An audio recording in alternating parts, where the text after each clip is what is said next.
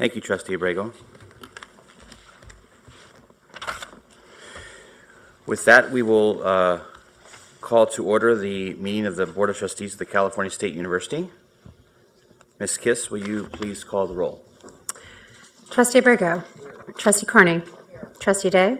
Here. Trustee Eisen. Trustee Fagan. Trustee Farrar. Trustee Furstenberg. Trustee Fong. Trustee Garcia. Trustee Hinton. Trustee Campbell. Here. Lieutenant Governor Kounalakis. Trustee McGrory. Trustee Melendez de Santana. Trustee Morales. Governor Newsom. Trustee Nyland. Trustee Norton. Speaker Rendon. Trustee Sebelius. Trustee Simon. Trustee Steinhauser. Trustee Taylor. Superintendent Thurman and Chancellor White. Here. Okay. Chairman Day, we have a quorum. Thank you, Ms. Kiss. This is the time in which the board hears from public speakers. I would like to bring to your attention, in fairness to all speakers who wish to speak, and to allow the committees and the board to hear from as many speakers as possible, while at the same time conducting the public business of their meetings within the time available, that starting with our March meeting, we will make some changes to our public comment practice to bring it into conformity with our existing public comment policy and the law as specified in the Bagley-Keene Act. First, public comments at committee meetings must relate to items on that committee's agenda. Second, the public may address the full board during our plenary session on any non-agenda item that is related to the university. And finally, the committee chairs and the board chair will continue to determine and announce reasonable limitations on the time for each speaker. Additionally, finally, ceding, pooling, or yielding remaining time to other speakers will not be permitted. Again, as a reminder, this will take effect at our March meeting. The totality of time allotted for public comment during today's plenary session will be 30 minutes. Speakers will have 1 minute each for their remarks. A buzzer will indicate when a speaker's time ends, and I ask that speakers please yield the microphone so that the next speaker may address the board. Ms. Kiss, will you please call our speakers? Thank you, Chairman Day. And as I call your name, please feel free to come to either mic in any order. William Blischke, James Thomas, Tom Parker, Sharon Elise, and Cecil Canton.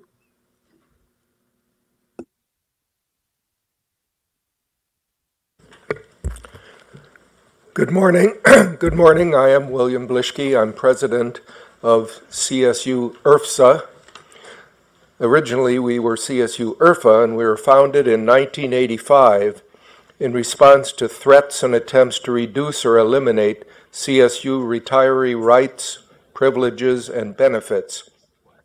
We were also founded to support activity of retired faculty as continuing members of the academic community. We're no longer CSU IRFA, we're now CSU IRFSA, and we have gone through all of the legal procedures to include staff members and anyone else who is a CalPERS retiree from the CSU is eligible to be part of our organization now. The CSU is the largest public university in the country, and we are the largest retiree organization in the country. And we encourage our retirees to get involved in terms of contributing money and time to, and we've got 23 different ways they can contribute time. We've been meeting with the Division of HR, and we have a follow-up meeting early in February so we can get the word out to staff and faculty about our organization and what we do. One of the things that the Chancellor... Blischke, your time has expired. If you could please conclude. I will try to conclude by saying we want to be involved. The Chancellor mentioned all the constituent groups that are involved in lobbying for the CSU. They didn't mention CSU IRFSA, and we want to be involved to help on all major types of legislation and also in terms of the funding for the system. So please keep us involved. Thank you.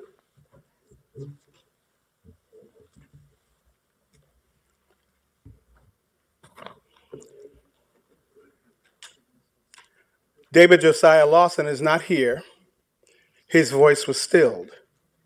His family is not here, but they are not voiceless because we are here to speak for them. Say his name, David Josiah Lawson. Say his name, David Josiah Lawson. Say his name, David Josiah Lawson. We say his name so that he will not be forgotten. We say his name so that his life is remembered. We say his name so that you will remember him as not only his mother's son, but also as a student, a son of the CSU.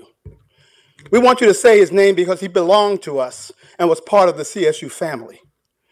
You told him and his mother that he would have, quote, opportunity and prosperity and get to make his dreams come true if he enrolled at Humboldt State. You told him that he would be safe if he attended Humboldt State. You told Josiah that his life would matter if he graduated from Humboldt State. Instead, he was murdered near campus. We have other unsolved deaths of CSU students. I'm Dr. Cecil Canton, a professor of criminal justice at Sacramento State. We in criminal justice studies know that law enforcement makes a very special effort to solve murders and to bring justice to the victims and retribution to the perpetrators. Murders are the crimes most likely to be solved by the police in the United States. So why does David Josiah Lawson's killer still roam free? Why hasn't his murder been solved? Where is his justice? CFA is calling for safety plans at our CSU campuses that articulate what each campus needs to do to keep our students and faculty safe. Dr. Thomas will speak to that momentarily.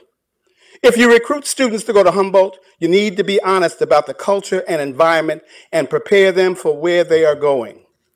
In addition, you in this room need to ensure that effective steps are taken to solve this murder case. Mr. Tom Parker, who is speaking here today, is an experienced homicide investigator who retired from the FBI and is still working in the field. Dr. I Cannon, strongly urge you to listen. If you could please conclude your remarks.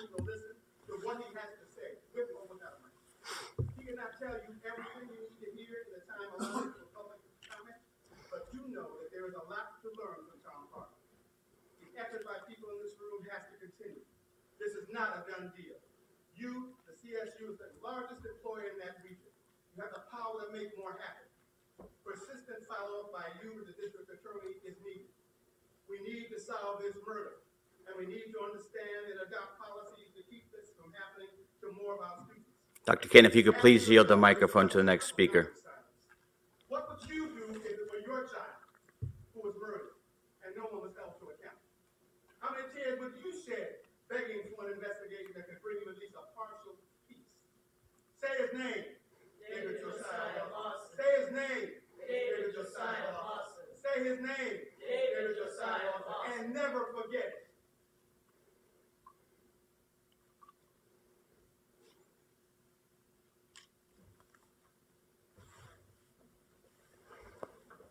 Good morning. My name is James Thomas. I'm a professor at Cal State. And I stood before you in September to explain to you the seriousness of the situation at CSU, that CSU faces. My background is in community development with a doctorate in policy planning and development from USC. The murder of Josiah Davis Lawson at Humboldt State is about more than one human being. As important as one life is, it is about the devolution of an entire city which has for decades relied on marijuana cultivation as its primary economic base until CSU, the largest employer in Humboldt, was located there.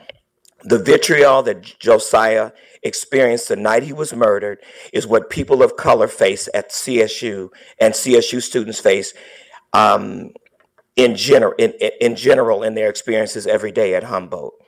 Anything other than swift and decisive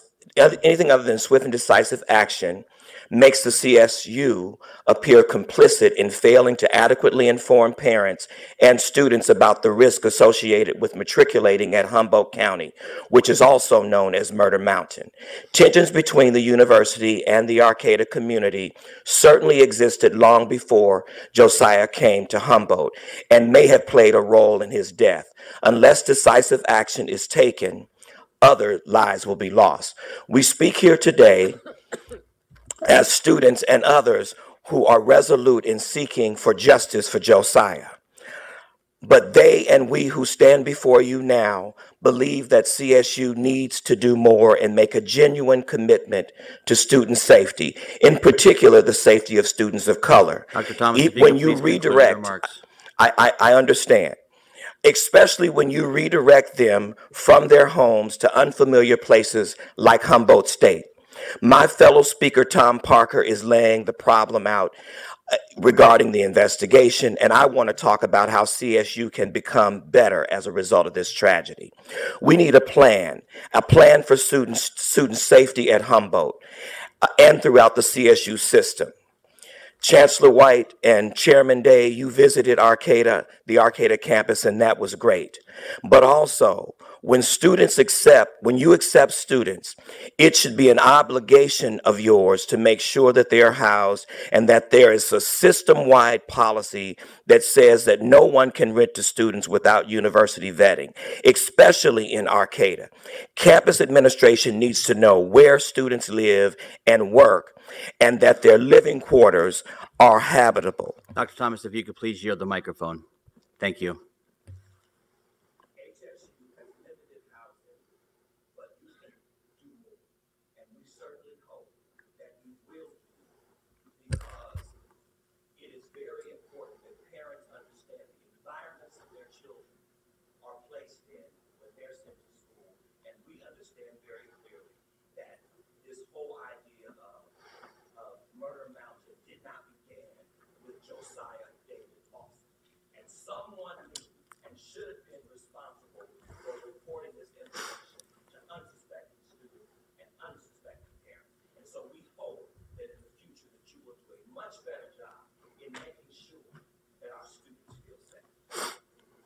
Next speaker, please. Sociology at CSU San Marcos, and as I still can, it is not March yet, I yield my time to Tom.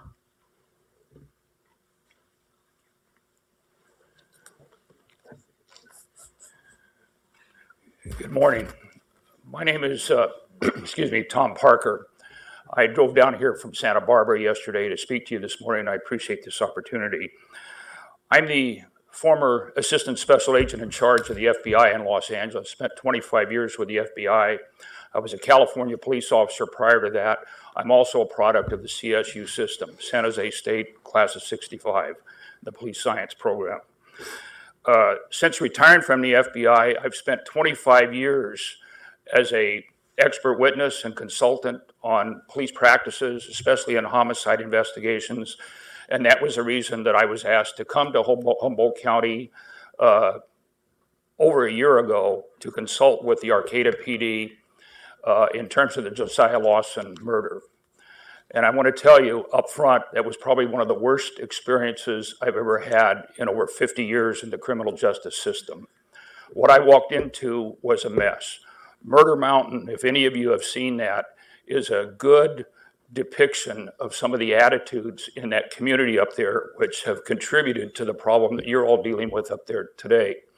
This was a murder of Josiah Lawson that should have been solved within a matter of a couple of weeks. It was a very simple case.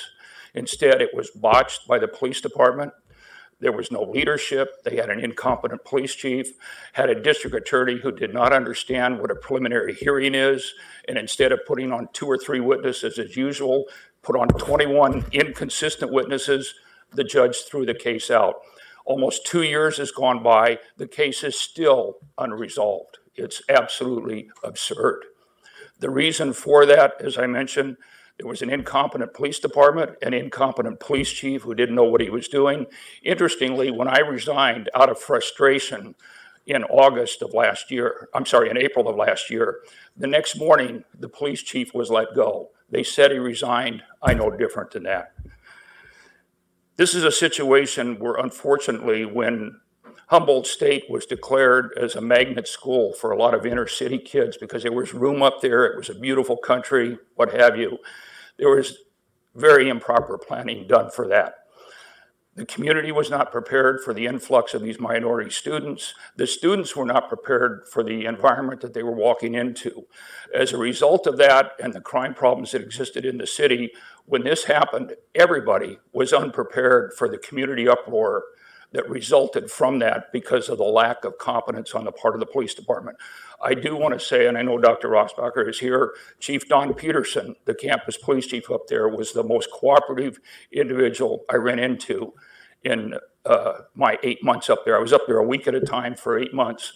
During that time, I made numerous recommendations to the police department, to the district attorney, all within the standard protocols of a homicide investigation, especially an unusual one like this, a student from the nearby campus, a student from out of the area. Every time I would come back, I'd find that nothing was done.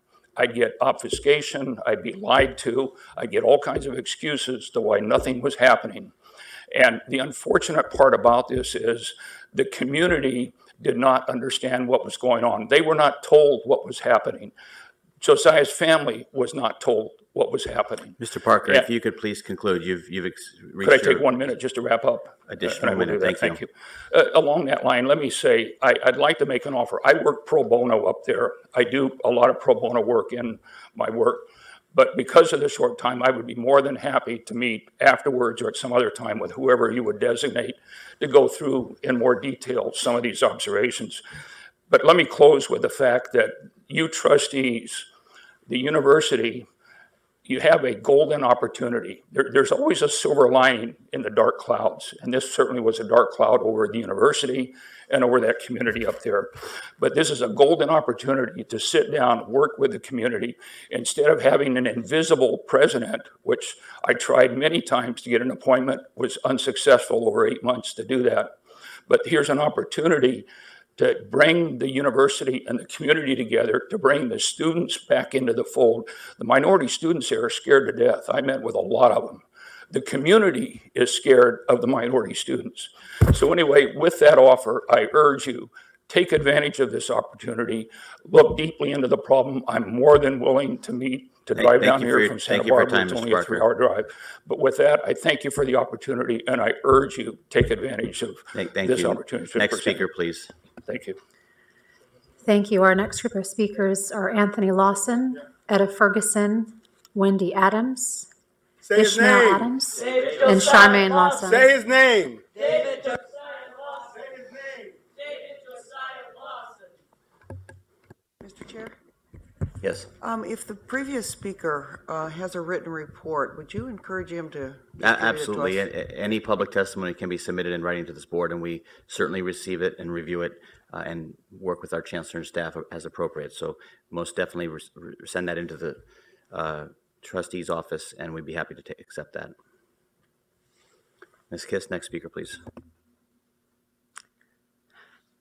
Okay, again, Anthony Lawson, Etta Ferguson, Wendy Adams, Ishmael Adams, Charmaine Lawson, Ayanna Wilson, Jill Larrabee, and Kathleen Louder can come up at any time in any order. If your name's been called, please come up in any order. Okay, we'll continue on. Sheila Hudson, Solimar Chinchilla, Nancy Aberlot,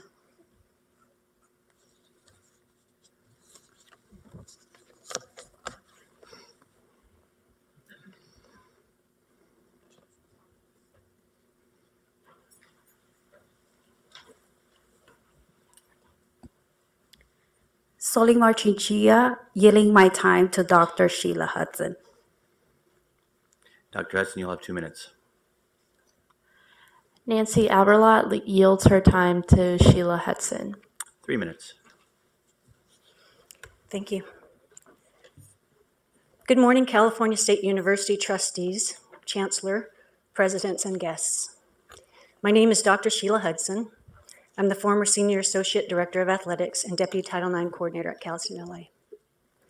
This is my third visit to the Chancellor's office to publicly address this body in the last 8 months. During my prior visits, each time, I'd begin by stating that I was a sexual harassment complainant, and then I'd go on to share details about my complaints and my lawsuit against the CSU. I'm not going to do that today, in part because I've thoroughly detailed my complaints over the past 2 years, and this information is readily available to the public through social media, through multiple open letters to Chancellor White, then Lieutenant Governor Gavin Newsom and former Governor Jerry Brown, which are all accessible on the internet, by way of documents that can be obtained from the courts, the CSU, and the state government through public records requests, and by way of videos of my past statements that are available on the trustees' website.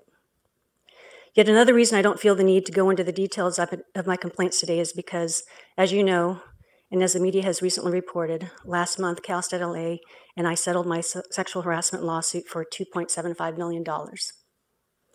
So today, let me start differently by sharing some other facts about myself. I worked in Cal State LA's athletics department for 14 years. I started off as an assistant track and field coach shortly after I finished my Olympic track career. I was a hard worker and I was good at my job. Over the years, I worked my way up the ladder to senior management. My third and last promotion was in January 2016, 2 months before I reported my complaints. Like many Cal State LA students, I was the first in my family to attend a university. I earned my bachelor's degree in architecture from UC Berkeley. Later, I put in long hours in the athletics office during the day and went to school at night and on weekends for 6 straight years to earn my master's degree and then my doctorate in educational leadership, both from Cal State LA.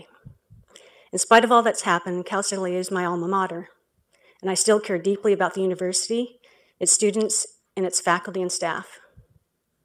I started receiving phone calls and text messages from some of those staff members almost immediately after the headlines about the settlement appeared online. Friends and colleagues reached out to express their congratulations. Many of them had followed the case closely. They said that they were proud of me for standing up for what I believed was right, and that they were happy that it was all over and that I could finally move on with my life. I admit I feel a little lighter these days, and I feel a renewed sense of hope. I hope that more women will feel encouraged to stand up for equal treatment. I hope that those who experience discrimination will feel moved to exercise their voices. I hope that as a society, we can learn to treat each other with respect and move beyond victim blaming. I hope that the many people who were so supportive over the past couple of years know how truly grateful I am to have them in my life. Finally, I hope that I made my dad proud. He passed away 17 months ago. While my lawsuit was still ongoing. My dad was a retired U.S. Army veteran who fought bravely for our country. And he loved that I was fighting for what I believed in.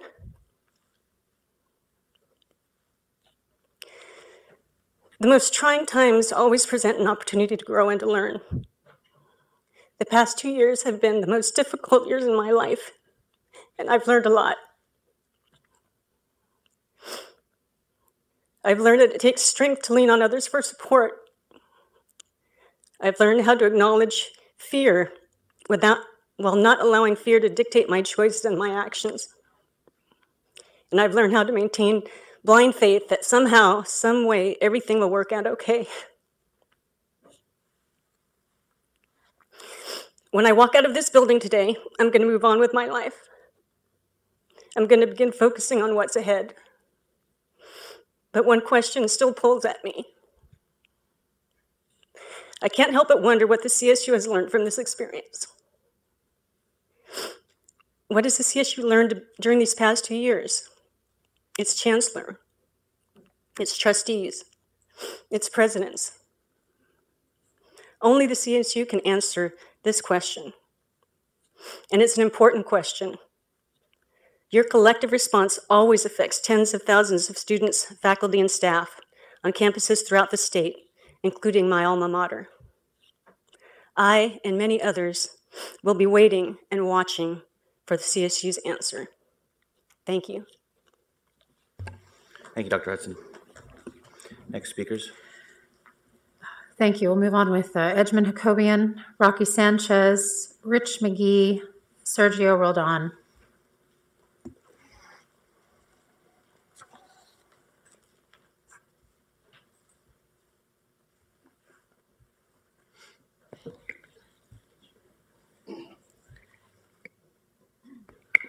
Good morning, Chancellor White, Board of Trustees, campus presidents.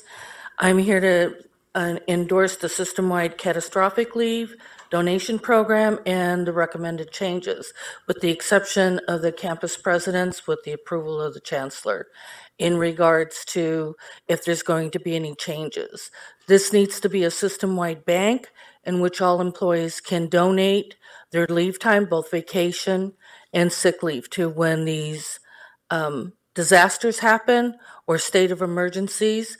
I would have liked to have given or donated vacation and sick leave to those that were hit by the Camp Fire, those that were hit in Ventura.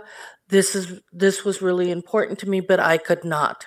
I don't want to have it where there's a manager that can say no, that you cannot have the leave when they are absolutely hit. We've seen it time and time again when managers play favorites. So I am in favor of the revisions, and I hope that you take them into effect, but we do need to bargain over whether the presidents get to say nay or yay. Sir Geraldine, I yield my time to Rich McGee. Rich McGee, CSUEU Unit 9. I'd like to address my comments to the presidents in the audience. For the last 35 years, I've been a first responder emergency planning person for all kinds of disasters. Our campus is literally 100 yards from the San Andreas Fault, the most dangerous fault in California. There is a 99% guaranteed chance that the big earthquake's going to happen in the next 30 years. It's going to devastate California with hundreds of billions of dollars in damage. We are unprepared. If you fail to plan, you plan to fail. This is a N95 particulate mask. We don't pass these out at most campuses. San Francisco, I saw you were on the news. You distributed these. Thank you very much. Retail value 79 cents if you buy 20 at a time from Amazon. This mask can be a lifesaver if you've got COPD, asthma, you're inhaling toxic substances. Please prepare. These things last 30 years in storage. We owe it to ourselves to take care of our clientele, our students, and ourselves. Thank you. We'll conclude with Tony Spraggins, Neil Jacklin, and Tessie Reese.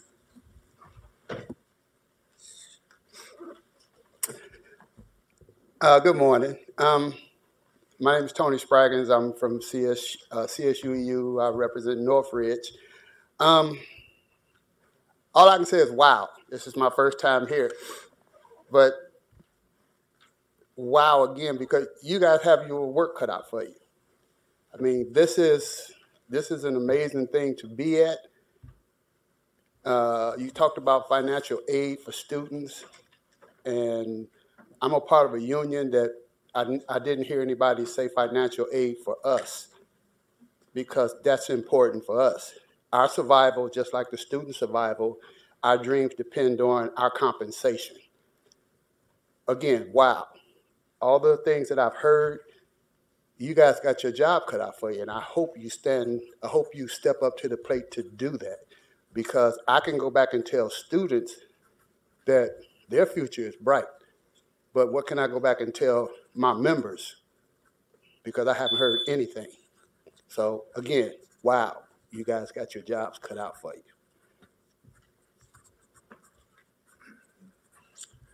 Morning again, Neil Jacklin. I just wanted to welcome Eleni Konalakis to the board, and I'll save that until the next time I share. I didn't get to talk yesterday, so I'm definitely thankful that she's on the board now. Thanks. Tessie Reese yields. Thank you.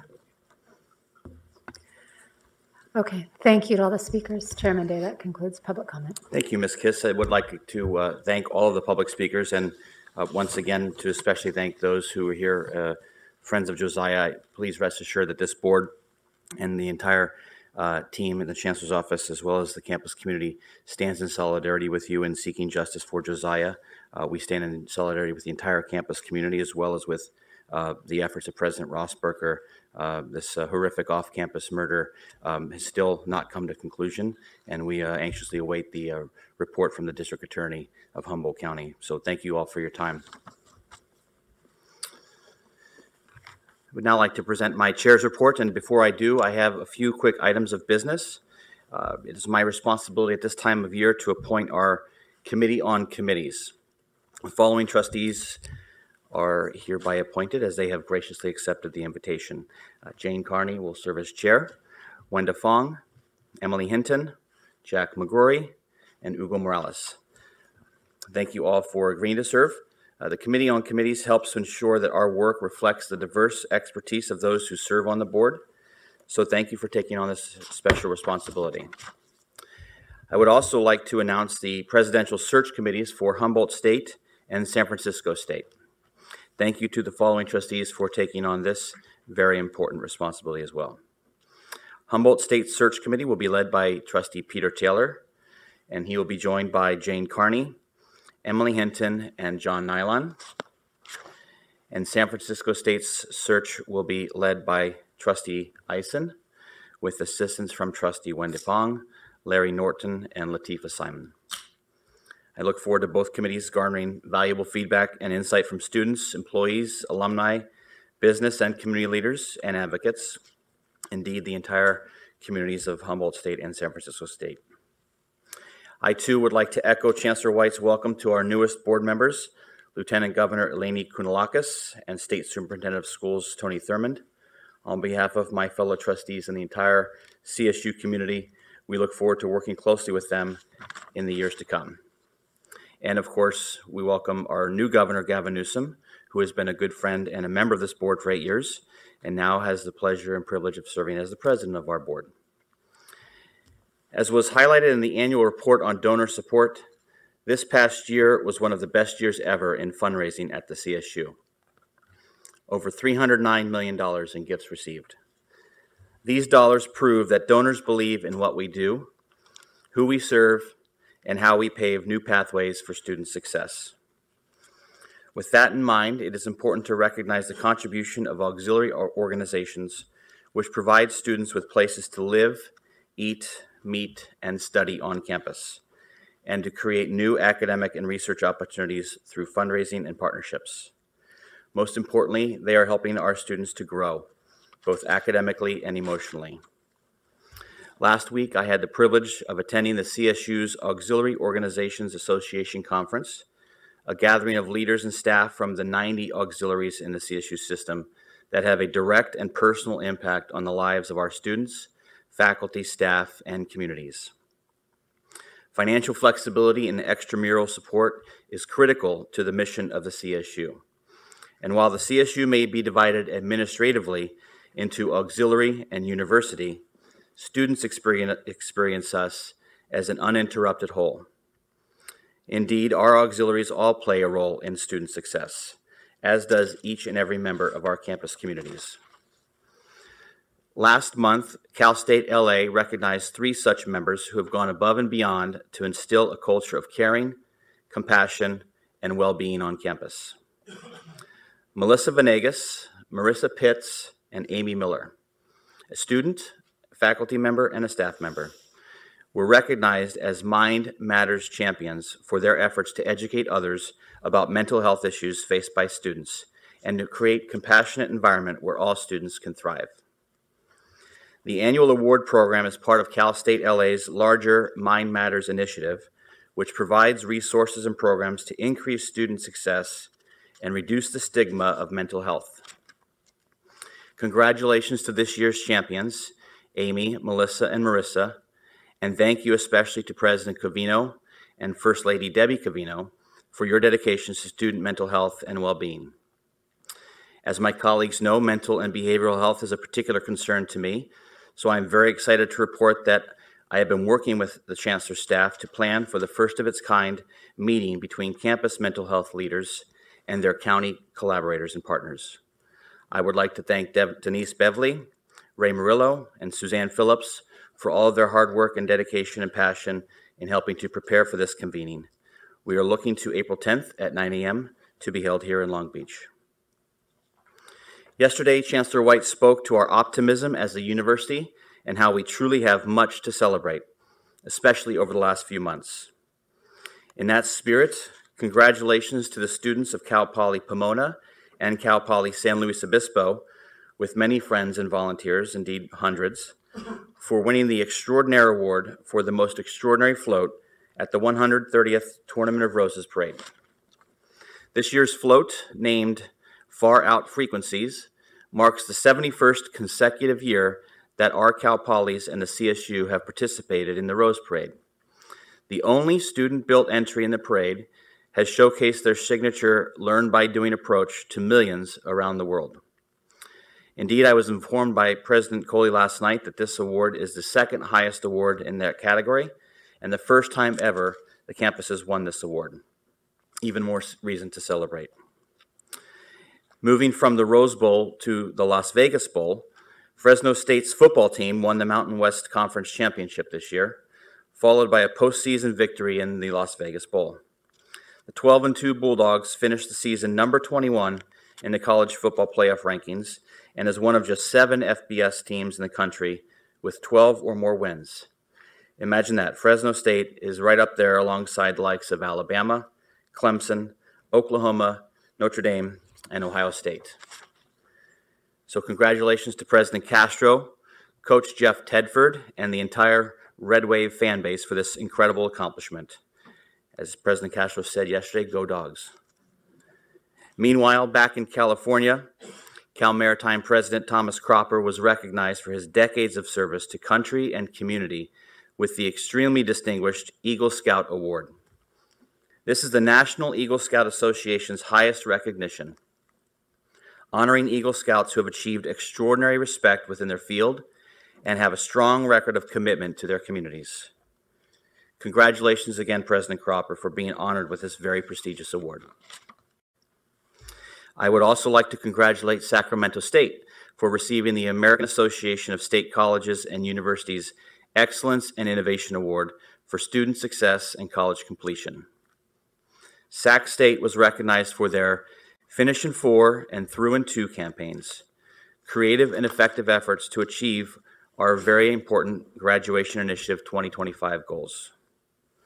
President Nelson, congratulations to you and to your team and the entire Sacramento State community on this award. And please keep up the great work. This happens to be the same award that was given to Fresno State last year, and it is outstanding to see how the CSU is being recognized for its work in the National Student Success Movement. Behind this success is very dedicated faculty and staff, several of whom we had the great honor of recognizing yesterday with the Wong Family Excellence Awards. In my role as chair of the Board of Trustees, I am frequently reminded of the incredible work that our faculty and staff do each and every day on campuses to create opportunities for success for our students. So I would like to say, in conclusion, thank you once again to our faculty and staff for your unwavering commitment to student success. Because the Chancellor delivered his excellent remarks yesterday during the State of the CSU, I would now like to invite Dr. Catherine Nelson to present the Academic Senate report. Thank you, Chair Day. Good morning, everyone. I'm pleased to bring you up to date on the activities of the ASCSU. First, I'd like to thank Trustee Taylor for joining us at our plenary this past Friday. His commitment to academic quality, particularly as it relates to online education, was evident throughout the conversation and is very much appreciated. Consistent with that interest, recently Senator Jerry Schuette, a senator to the ASCSU from Northridge, and I, as two of the ASCSU representatives to the Committee on Academic Technology and Online Education, submitted to the committee a proposal for a comprehensive evaluation of online education in the CSU based on our 2016 resolution regarding the same. I'd also like to thank Interim Assistant Vice Chancellor Suzanne Phillips and Director of Student Financial Aid Services Dean Kulju for their very informative presentation on Thursday about the Cal Grant Financial Aid Program and their valuable assistance to our Academic Affairs and Fiscal and Governmental Affairs committees as they worked on a resolution urging that tuition be added to Cal Grant B awards to freshmen. The Senate approved the resolution unanimously. The other resolutions we passed at our January plenary reflect our passion for shared governance and equity, the important contribution faculty expertise can make to academic policy making, and our commitment to advocating for adequate funding to support the academic mission of the CSU.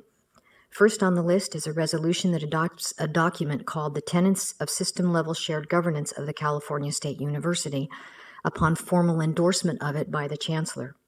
The resolution affirms several principles that should be used to guide the use of the expedited consultation process mentioned in the document and also states that the action of adoption is taken with the understanding that the tenants document will be regularly reviewed and, if necessary, amended in conjunction with the Chancellor's office. For a little bit of background and context, the document was negotiated between last year's ASCSU Executive Committee and the Chancellor's Office leadership team, negotiations that grew out of serious concerns about the Executive Order 1100 and EO 1110 consultation processes, and the resultant concern that policies directly tied to curriculum were being shaped more by administrative intentions than faculty expertise. We hope that the document and the guidelines that we outline in our resolution set the stage for future effective communication and fulsome collaboration between the ASCSU and the Chancellor's Office. The next resolution takes us deeper into the arena of curriculum development and shared governance. Backed up by an extensive review of the scholarly literature on student success in the rationale, this resolution expresses concern about the flawed approach to shared governance evidenced in the development and implementation of these Executive Orders 1100 and 1110, expresses concern that that approach may stifle campus-based curricular innovation and adoption of best practices, and encourages campus senates to exercise their rights under HERA and implement changes recommended in these executive orders only insofar as the campuses find that the changes are consistent with campus goals and best practices, can be implemented within reasonable timelines, and will improve student success.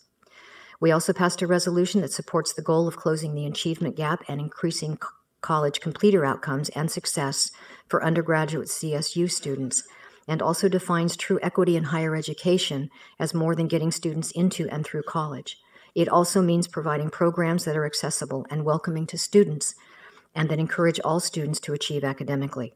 The resolution asks that additional analyses be conducted to look at equity in other outcomes such as major selection and employment experiences after graduation. It also urges the CSU to extend the focus on educational gaps beyond access, enrollment, and graduation to examine what students study, the credentials they earn, and the employment opportunities they receive once their studies are completed. Reflecting on how to increase the number of CSU graduates, another resolution asserts that increasing graduation rates in and of itself may not increase the number of graduates over time. The resolution also encourages the CSU to recognize the impact of student attrition on the number of graduates and urges the creation of a task force to examine student attrition and supports the request of additional state funding to fully support an increase in the number of students served by the CSU. In budgetary matters, we adopted a resolution that expresses appreciation for the governor's 2019-20 budget proposal, while recognizing the need for more funding to adequately address additional priorities, including enrollment growth and deferred maintenance. The resolution also commits us to advocacy for the full funding of the Board of Trustees' 2019-20 budget request in ongoing funding and the 5% enrollment growth and full $75 million for the graduation initiative included in the request. In addition, we passed resolutions that urge increased funding for the electronic core collection, establish requirements for faculty discipline review group membership in the SB 1440 transfer model curriculum development and review process, and encourage the Chancellor's Office to maintain contact lists of disciplinary faculty representatives for all disciplines for which a transfer model curriculum or model curriculum exists. And last but not least, we passed a resolution that expressed our deep thanks to Chancellor White and Executive Vice Chancellor Blanchard and other CO colleagues for the new Academic Senate offices and conference room on the second floor. It is a definite improvement. First reading resolutions considered for adoption at our March plenary include a resolution that endorses a white paper about the transformation artificial intelligence will bring to higher education, and a resolution about border issues and separation of families that acknowledges that criminalizing immigration creates a hostile cultural environment that undermines the capacity for teaching and learning of immigrant students, faculty, staff, and their families, and calls upon the CSU to increase programs to support these communities. In conclusion, what would a report from this particular academic CSU chair be without a reflection upon the last few days? We've celebrated the governor's budget, our efforts to serve the culturally complex state of California, the incredible contributions of our colleagues who so deservedly received Wong Awards yesterday, and Chancellor White's commitment to making the CSU the compassionate state university. In the midst of all the congratulations, let's not forget, again, as Chancellor White reminded us, and several of our public speakers did this morning, that we always still have work to do. I was reminded of this yet again at dinner last night. Those dinners are pretty amazing. A conversation about equity turned very personal for me, and I was rendered almost speechless, which is not a common occurrence, as the faculty administration walls came down and colleagues across the table offered to have my back when I needed it, asking what they in their roles could do to help improve my particular situation and others like me. That in turn led to a frank discussion about how to confront racism, sexism, homophobia, and all the rest. The end result? Very simple and oft repeated. If you see something, say something. Simple, but not always easy, especially when one confronts behavior patterns embedded so deeply in institutional power dynamics that it takes hard, very difficult self-reflection to understand that we may be part of a systemic problem, even as we work so hard to be part of the solution. So as we celebrate, let's remember that and remember the very difficult work we have to do. Thank you, Chair Day. That concludes my report. Thank you, Dr. Nelson, for your report. I'd now like to hear from the CSSA. Joe Nino, please provide your report. Good morning. It's an honor to be able to address such a prestigious group amongst Chair Day, Chancellor White, Superintendent Thurman, trustees, fellow members of the CSU family, members of the public, and most importantly, it is a privilege and an honor to be here on behalf of the nearly 500,000 students in the CSU. After hearing Chancellor White's State of the California State University and reflecting on the struggles and the many successes in the CSU, we must recognize that there is much to be proud of. It is of great honor to see the efforts of the graduation initiative come to fruition, as we have seen the highest number of graduates in the history of the California State University. As graduation rates are increasing and the achievement gaps are closing, it is needless to say that we are trending in the right direction. But we are not done. There are challenges that still remain ahead of us, and the efforts by all of us must be multiplied. I am confident that our students, faculty, staff, CSU leaders will lead us to yield even more impressive numbers in 2019. Although it was unfortunate to have a discussion about the possibility of a tuition increase after receiving such a large increase in the adopted budget for 2019, I can say with confidence on behalf of CSSA, we are pleased to hear there will not be a tuition increase for the 2019-2020 academic year.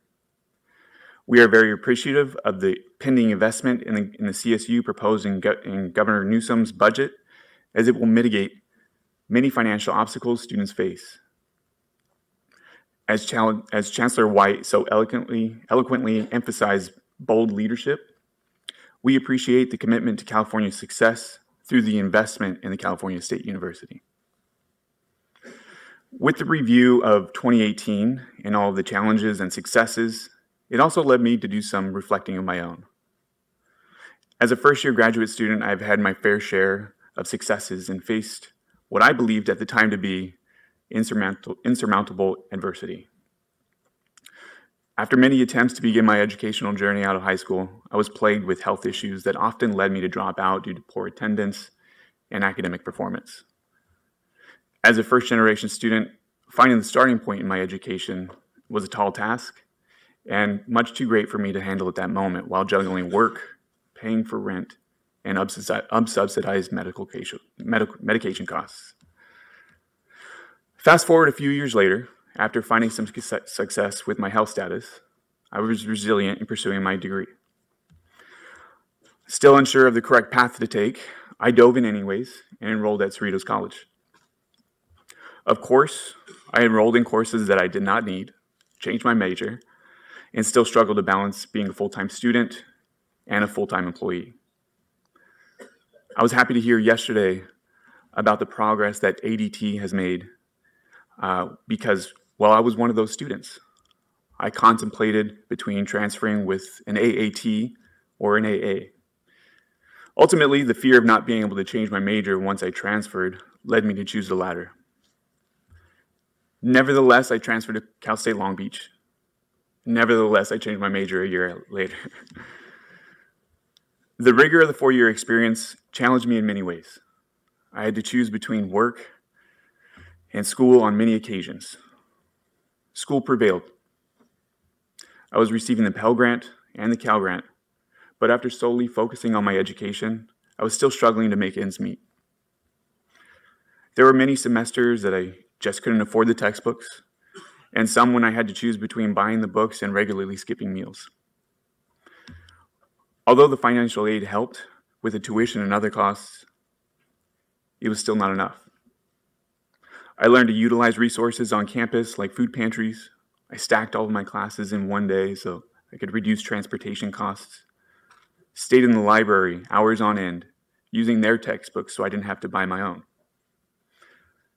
This was the life of one non-traditional, first-generation Pell recipient, community college transfer, CSU student.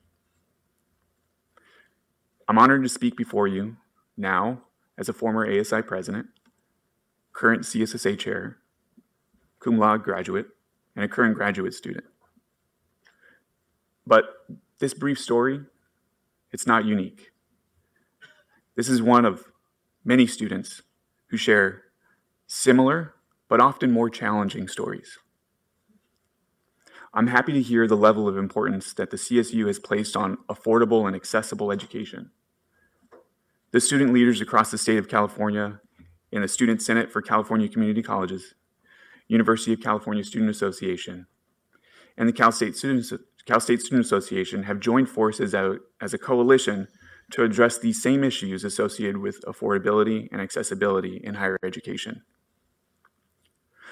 With the current financial aid support systems in place, many students are still left without their most basic needs being met. Taken from a joint statement of the SSCCC, UCSA, and CSSA, our United Public Higher Education Student Coalition needs the governor and our legislators to significantly invest and reform our broken financial aid system that still does too little for our neediest students at a time when the cost to live in California is so high. As the legislative cycle commences, we will jointly be directing our advocacy efforts to call on the governor and statewide lawmakers to invest in basic needs for all students, not just CSU and UC students, to address the full cost of attendance for low-income students, not just tuition, enable more students to receive state aid, and allow more flexibility in students who wish to graduate quicker by utilizing summer courses. As we have previously mentioned, the CSSA Board of Directors identified 3 key areas to inform our pursuit of forward-thinking higher education policies and strategies. As a whole, ensuring an affordable, equitable, and holistic educational experience that promotes student success and well-being, and this is our priority for our students. Our priorities advocate for equitable solutions that have previously been shared. Enable access to housing, food, and wellness resources that promote overall student health and safety. Number 2, ensure the CSU is accessible, affordable, and sustainable. Number 3, ensure the academic success and holistic educational experience of all CSU students. The organizational values of educational equity, servant leadership, and stewardship have guided the cultivation of these priorities, and we are confident that our advocacy efforts aimed to reform financial aid are a translation of these needs, not only of the CSU students, but all students in higher education in California. Well, I invite you to join our efforts with hope that we can work collaboratively to advocate for the holistic success and financial stability of our neediest students. Chair Day, that concludes my report. Thank you, Joe. Excellent report. We'd now like to hear a report from the CSU Alumni Council. President Manolo Morales, please. Thank you, Chairman Day. Just a few things for everyone this morning. First, want to recognize the Executive Committee of the Alumni Council is here today and yesterday, and we were very pleased to join you all for the State of the CSU speech, as well as the Wong Family Awards, which is always so inspirational. The board, we are extremely pleased with the governor's budget, of course, as all the other stakeholders are, and we're extremely pleased to hear the chancellor say that tuition is off the table for this year. My two items today relate, of course, to students. First, I was grateful to the opportunity to be with CSSA this last weekend at San Diego State for a portion of their meeting. As a former CSSA leader, seeing today's leaders in action is important and very inspirational. And as everyone knows, we are in great hands with Mia and Joe and Carolyn at the helm. So that was great. We also had an opportunity to have a casual dinner last night with some of the CSSA leadership, as well as student leaders from San Francisco, Los Angeles, and Long Beach. Just time to get to know each other, relax, and plot to take over the world. Just kidding, I think.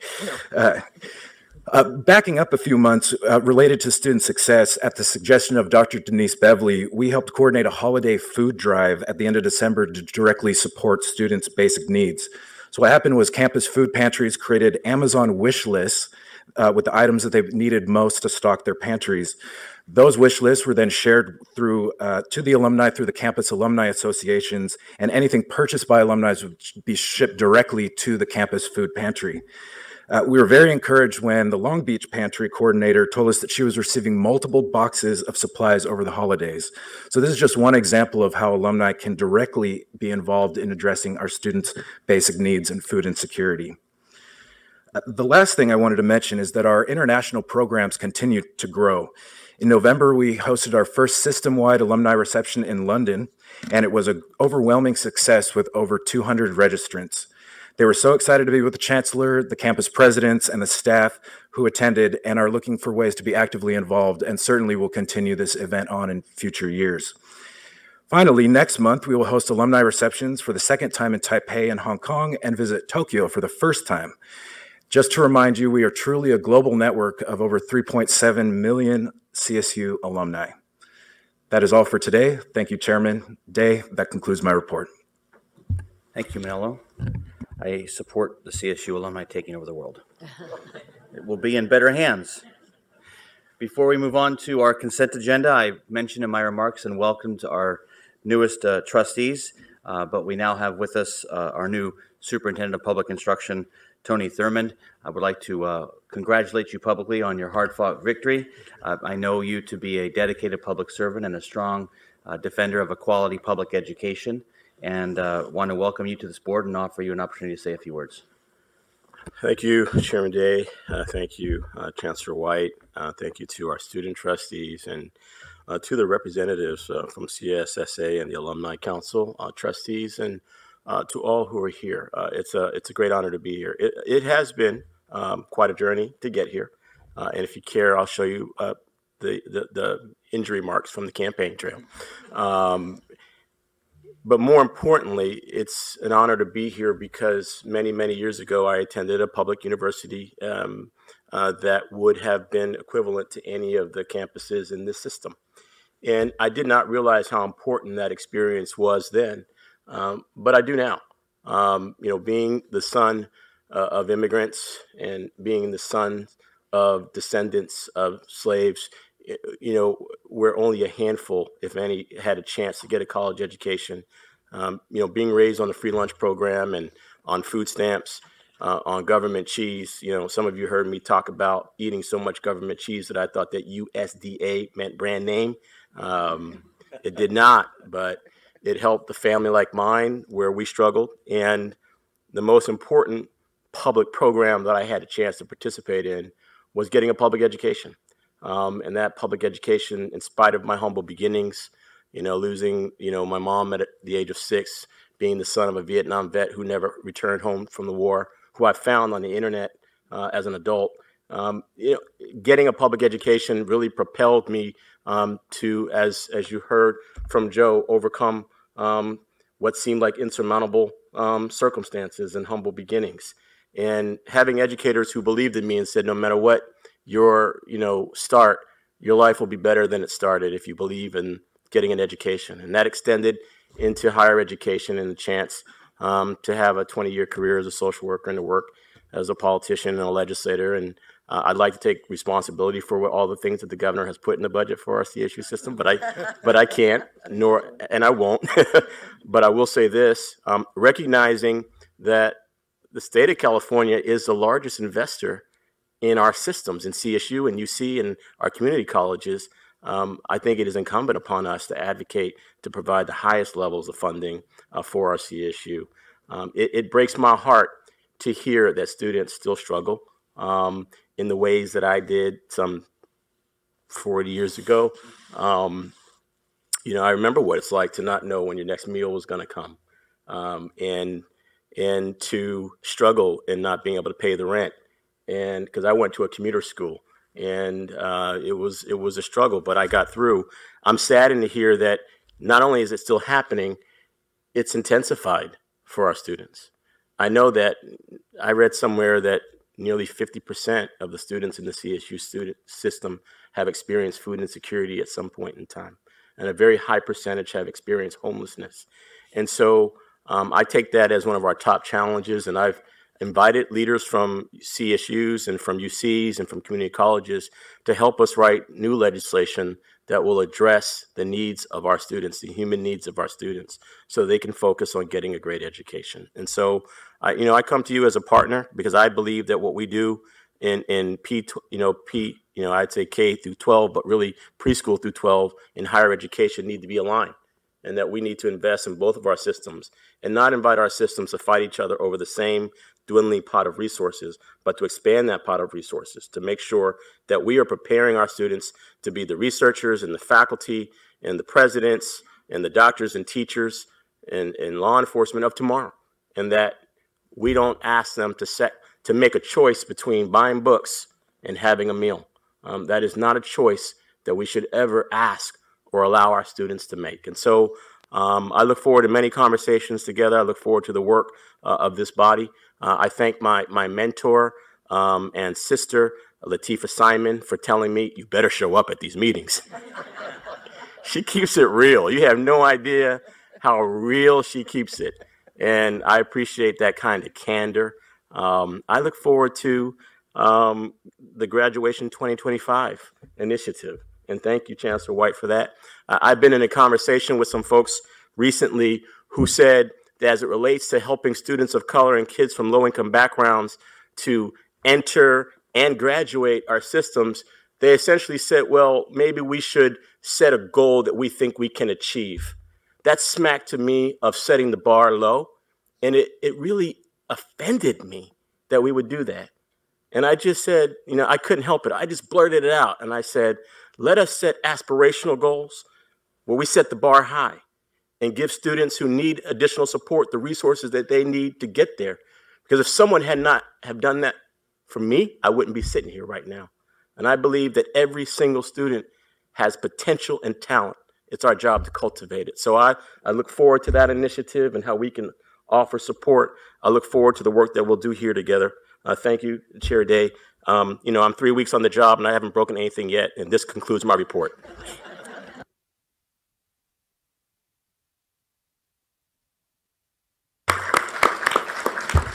Well, thank you, Superintendent. It's an honor to have you here. Again, congratulations. I know this board specifically, but the CSU as a whole will benefit from your participation and your presence, so thank you.